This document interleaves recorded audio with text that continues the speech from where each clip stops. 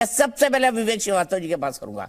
राजनीति में शुचिता की बात अगर कोई करता है तो मैं आज तक इस बात की सराहना करता हूं कि लेफ्ट पार्टियों ने कभी उनके ऊपर जो है करप्शन के कोई बड़े एलिगेशंस नहीं लगे, देशद्रोह के लगे, चीन के साथ लगे, उसकी अलग बात है। लेकिन मैं आपको एक बात की तरफ पॉइंट आउट करना चाहूंगा विवेक जी, कल आप एक पिटीशन के हिस्सेदार थे जो सुप्रीम कोर्ट में गई, जिसमें कहा गया था कि भ्रष्टाचार के आरोपी नेताओं को विशेषाधिकार मिले क्योंकि ये नेता है, अगर इन्होंने भ्रष्टाचार किया भी है और एजेंसीज के सामने जाते भी हैं तो फिर इनको अरेस्ट ना किया जाए, इनको सहूलियतें दी जाए। तो मतलब करप्शन करने के बाद, आरोपी बनने के बाद भी नेताओं को रियायत चाहिए। ये बात कोई और पार्टी नहीं कह रही, सीपीआई कह रही है, कहीं और नहीं कह रही, सुप्रीम कोर्ट में कह रही है। नहीं, इसका इंटरप्रिटेशन इस तरीके से मत लीजिए आप। नहीं तो कैसे बताइए ना भाई। सबसे बड़ी शिकायत मेरी आज भारतीय नहीं, मैं पूरा एक्सप्लेन करता हूं, मुझे थोड़ा समय दिया। देखिए, सबसे पहली चीज जो मेरी सबसे बड़ी शिकायत भारतीय जनता पार्टी से और इस सरकार से है वो ये है कि इन्होंने ऑपोजिशन का पार्टिसिपेशन डेमोक्रेसी के अंदर बिल्कुल जीरो किया हुआ है। चाहे वो 370 हटने का मामला हो, चाहे वो चाइना के ऊपर कमेंट्स हो, अरे रोज तिरंगा यात्रा तो निकल रही है विवेक जी, क्या चाहिए? बात ही नहीं करते। अरे सर, आ रहे उसी पे आ रहे हैं। और प्राइम मिनिस्टर चंद्रशेखर को दीपक चौरसिया जी आपसे ज्यादा कोई नहीं जानता था मेरे ख्याल से इस पैनल के अंदर। और चंद्रशेखर जब प्राइम मिनिस्टर थे तो इसी लोकसभा के पटल में एक बार कुछ अपशब्दों का प्रयोग कर लिया था प्रमोद महाजन जी ने, और शाम को अपने आप प्रमोद महाजन तब प्राइम मिनिस्टर नहीं थे चंद्रशेखर, फॉर्मर प्राइम मिनिस्टर हो चुके थे, उनके घर पर गए। जब वो गए और एंटर किया तो चंद्रशेखर जी के मुंह से सीधा निकला कि तुम्हें अटल बिहारी वाजपेयी ने भेजा है लगता है। तो जब प्रमोद जी ने बोला कि मैं क्षमा मांगता हूं कि शायद मैंने जो बोला वो अपनी उम्र और एक्सपीरियंस से ज्यादा होकर के बोला, तो चंद्रशेखर हंसने लगे। यानी कि मतभेद था, पॉइंट्स के ऊपर अलग अलग स्टैंड थे, डिबेट्स थी, लेकिन विपक्ष और पक्ष सब मिलकर के चलते थे, एक रिस्पेक्ट एक दूसरे के लिए थी।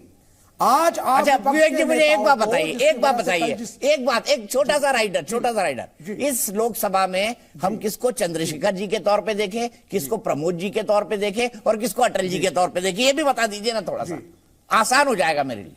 सर मेरे हिसाब से आज मोदी जी अटल जी से कम स्टेट्समैनशिप सीखें।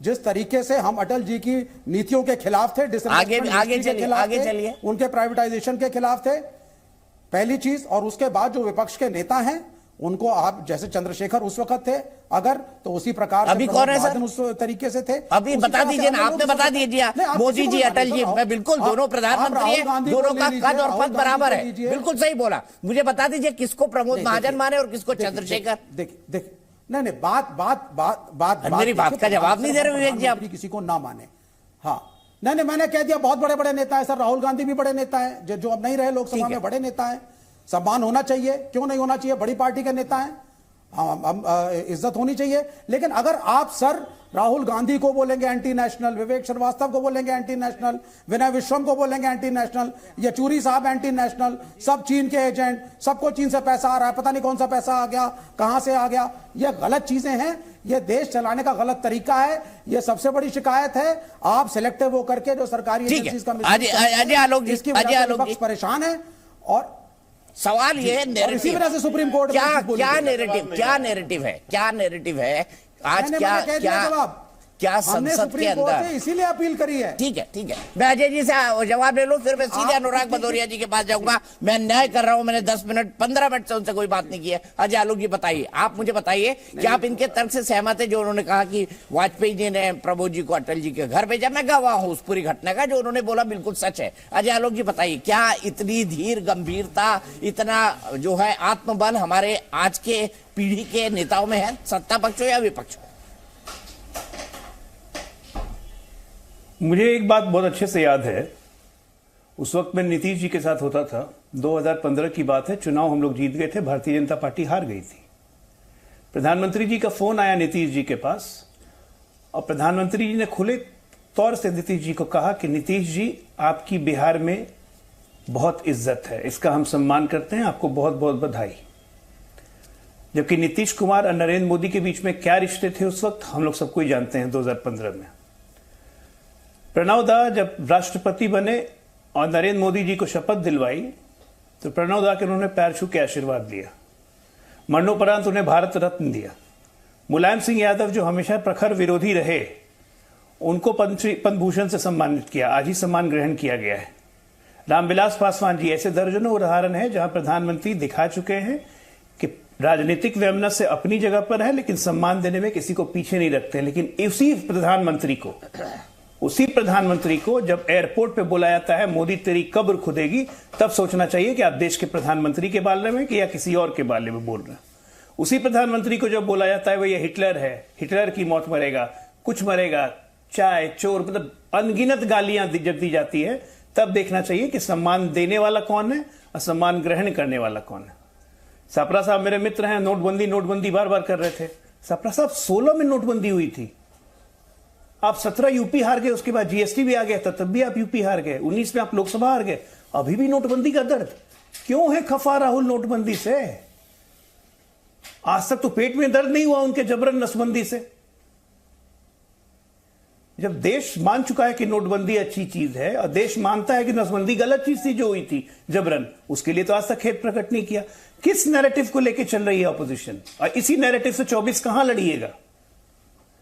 आप वैसे मुर्दे उखाड़ रहे हैं कि सांप चला गया, लाठी पीट रहे हैं आपकी हालत वो हो गई है।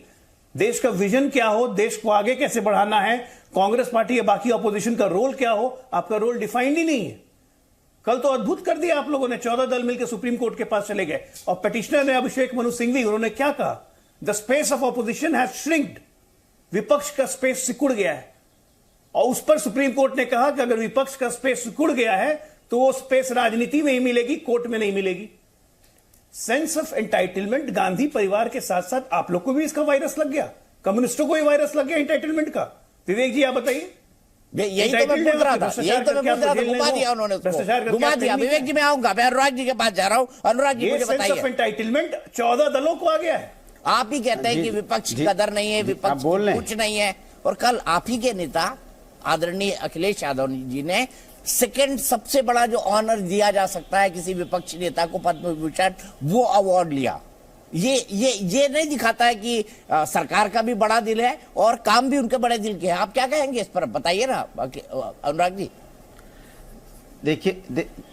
देखिए सबसे पहले प्रभु हनुमान जी की जयंती है, सबको बहुत बहुत बधाई और शुभकामनाएं। अच्छा, ये आप बोल रहे हैं जिसके नेताओं ने रामचरितमानस के खिलाफ जो है आंदोलन किए और किताबें जलाई। गजब है, ये आप बोल रहे हैं कि आप ही बीजेपी के प्रवक्ता बन जाते हैं। किसी का प्रवक्ता नहीं हूं, मैं सिर्फ आपको आईना दिखा रहा हूं। दीजिए आप अनुराग भदौरिया जी, मैं सिर्फ आपको आईना दिखा रहा हूं। बोलना शुरू किया, आपने टोकना शुरू किया, मैंने बोलना शुरू किया, आपने टोकना शुरू किया, मैंने बोलना शुरू किया, आपने टोकना शुरू किया। शर्म आनी चाहिए, शर्म आनी चाहिए। मैंने बोलना शुरू कर दिया, मैं शर्मा गया। लेकिन मुझे बताइए ना, प्रभु हनुमान की बात वो पार्टी कर रही है जो रामचरितमानस की प्रतियां जलाने की आरोपी है। कमाल है प्रभु, बधाई आपको, बहुत बहुत बधाई, बहुत बहुत बधाई। करो बैटिंग और करो बैटिंग, अच्छा है दुनिया देख रही है। सर मैं तो शर्मा गया आपकी बात सुन के, आप कह रहे थे मुझे शर्म आनी चाहिए, मैं शर्मा गया। मेरा जवाब दे दीजिए प्रभु। आप 20 मिनट बाद आए हैं, 20 मिनट बाद आए हैं, बीजेपी पूरा बोली, बीजेपी के अनघोषित प्रवक्ता को आपने पूरा वाह वाह करके बोलने दिया,